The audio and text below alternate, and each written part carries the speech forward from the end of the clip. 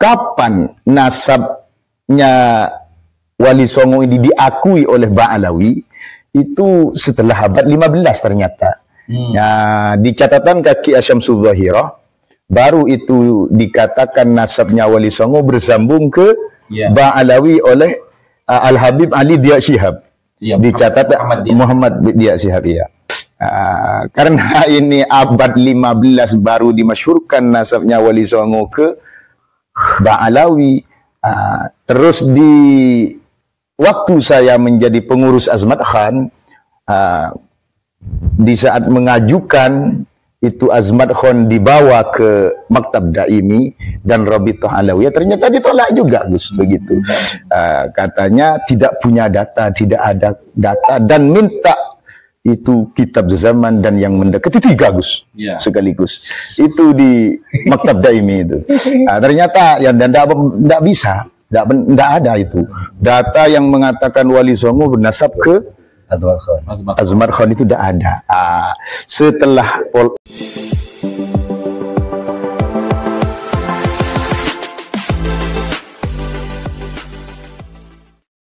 Assalamualaikum warahmatullahi ta'ala wabarakatuh.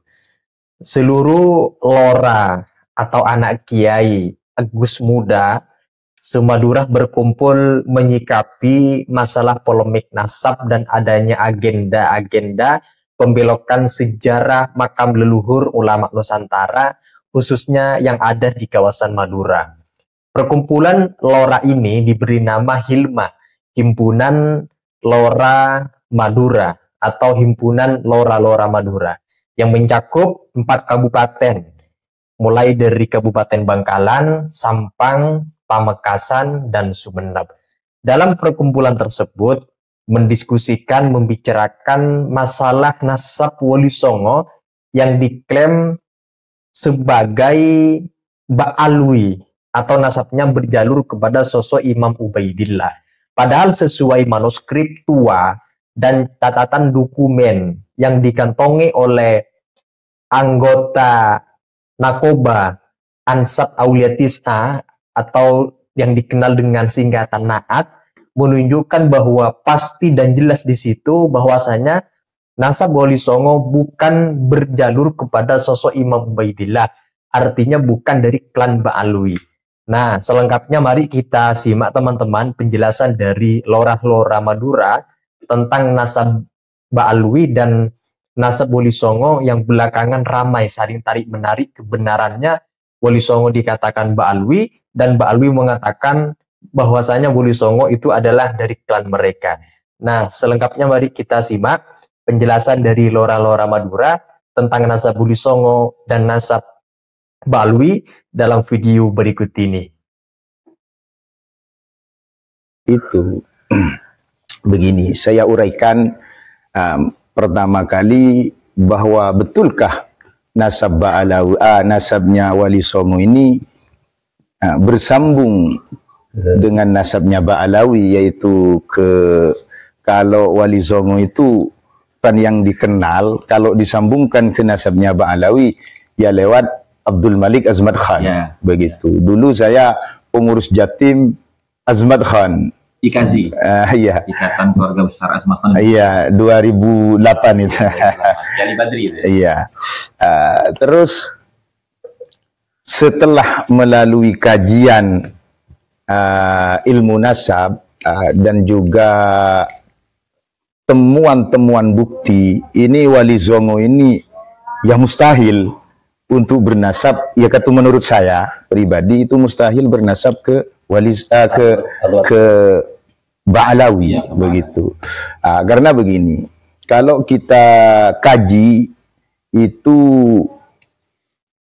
hidupnya Wali Songo itu kitaran abad 8, abad 9 Hijriah, begitu. Terus kita buka kitab, walaupun ini bukan kitab nasab, yaitu anggaplah ini Ar-Ruq'ah, sebuah kitab tentang silsilah Thariqah, silsilah tasawuf. Kisaran 6 abad Hijriah ya, Wali Songo. 89. Di sana Al-Burqatul Musiqah itu ya kitab abad 9, Gus. Ya, 9 akhir. Itu mengatakan bahwa Azmat Khan yang namanya Abdul Malik itu katanya terbawa arus, terdampar di India, dan itu tidak ada keterangan putra-putranya. Begitu. Bahkan di abad 10-nya Al-Masra'ur Rawi itu dikatakan ghaba anhu wa ghaba khabaruhu. Yang namanya Abdul Malik Azmat Khan itu tidak diketahui, jati dirinya sudah diketahui, khabarnya tidak diketahui. Tapi anehnya di sana itu juga mengatakan punya anak katanya. Kalau ghaba khabaruhu wa ghaba anhu, bagaimana mengatakan anaknya lah ini? Ya. Ini kitab ini perlu dikaji juga, gitu. Berarti ada kontradiksi di dalam. Iya. Dan juga itu bisa dibuat sebuah data. Terus diteruskan di Syarhul Ainiyahnya di abad 12. Itu pun juga sama, tidak ada. Bahkan di abad 14 yang menjadi rujukan kitab Ba'alawi yang namanya Syamsul Zahirah. Itu yang ditulis oleh Habib Abdurrahman Masyhur itu. Itu baru Abdul Malik ini bergelar Azmat Khan. Kalau yang di awal-awal Abdul Malik toh. Abdul Malik bin Alawi Ammal Faki bin Sahib Mirbad. Muhammad Sahib Mirbad, begitu. Baru di abad 14 ada gelar ini yang namanya gelar Azmat Khan. Ini baru ada gelar, tapi tidak menerangkan keturunannya. Padahal di abad 14 ini adalah abad yang sudah populer, sudah abad yang bisa dijangkau untuk menghimpun semua nasab Ba'alawi. Begitu. Namun, kapan nasabnya Wali Songo ini diakui oleh Ba'alawi, itu setelah abad 15 ternyata. Di catatan kaki Syamsul Zahirah, baru itu dikatakan nasabnya Wali Songo bersambung ke Ba'alawi oleh Al-Habib Ali Dia Syihab. Di catatan Muhammad Dia Syihab, iya. Di catatan kaki Syamsul Zahirah di abad 15-nya. Jadi, iya, berarti ini baru.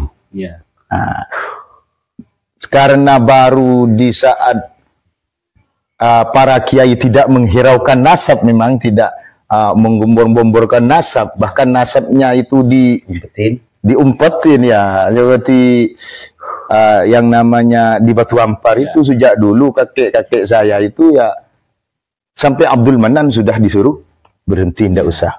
Begitu. Membahas atasnya begitu. Karena ini abad 15 baru dimasyhurkan nasabnya Wali Songo ke Ba'alawi. Terus di waktu saya menjadi pengurus Azmat Khan, di saat mengajukan itu Azmat Khan dibawa ke Maktab Daimi dan Rabithah Alawiyah, ternyata ditolak juga, Gus, begitu. Katanya tidak punya data, tidak ada data, dan minta itu kitab zaman dan yang mendekati 3, Gus, sekaligus. Itu di Maktab Daimi itu. Ternyata ya tidak bisa. Tidak ada itu data yang mengatakan Wali Songo bernasab ke Azmat Khan, itu tidak ada. Setelah terjadi begitu, sebelum adanya polemik nasab ini, ternyata kita mau buka-buka manuskrip. Sesungguhnya sebelum adanya polemik nasab ini sudah membuka.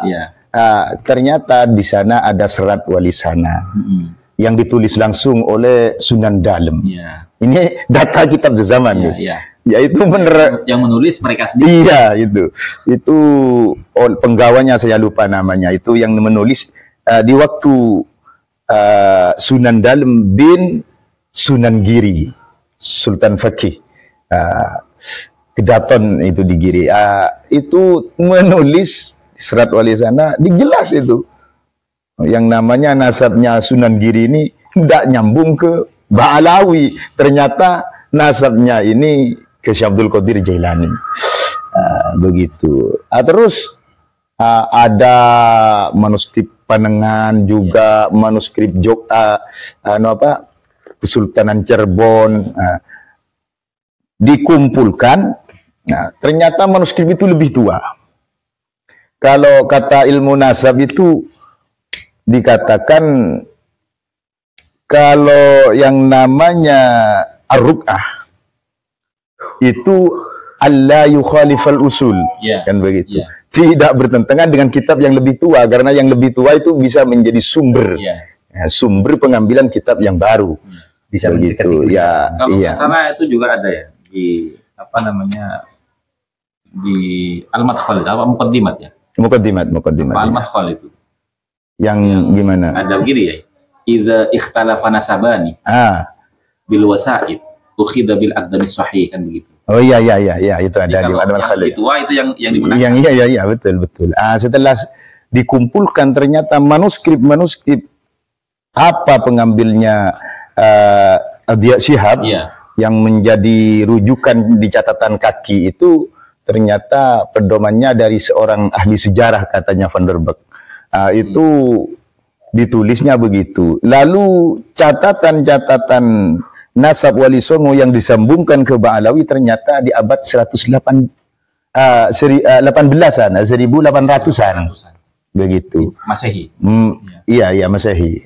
Sedangkan di sebelum 1800-an itu ada manuskrip yang lebih tua yang mengarah bahwa seperti Wali Songo itu yang ada ke Al-Hasani melalui jalur Syekh Abdul Qadir Jailani, juga melalui Musa Al-Kazim ke Al-Husaini, begitu. Itu manuskripnya yang lebih tua, begitu. Karena mentoknya manuskrip yang dikumpulkan oleh Naat, karena saya juga pengurus Naat, bagian dari pengurus Naat, yang dikumpulkan semua manuskrip ternyata paling tua itu 1800-an, Gus, yang menisbatkan kepada Ba'alawi. Sedangkan manuskrip yang lebih tua itu tidak begitu. Tidak ke Ba'alawi, begitu. Ada yang menarik dari apa yang disampaikan oleh Abdul Ghalib Sahuri tadi. Jadi dulu ketika beliau mengkaji nasab dan manuskrip Wali Songo, waktu diusulkan ke Maktab Daimi, ini kan Maktab Daimi dari Ba'alawi kan? Iya. Rabitul Alawiyah Daimi ini. Makanya para anak cucu Wali Songo itu diminta kitab sezaman. Nah, itu yang saya mau mendekati. Atau yang mendekati. Ada yang mendekati. Kan begini, saya tadi itu mau bertanya itu. Makanya saya bilang menarik, Gus. Apakah itu betul dan bisa dipertanggungjawabkan informasi itu?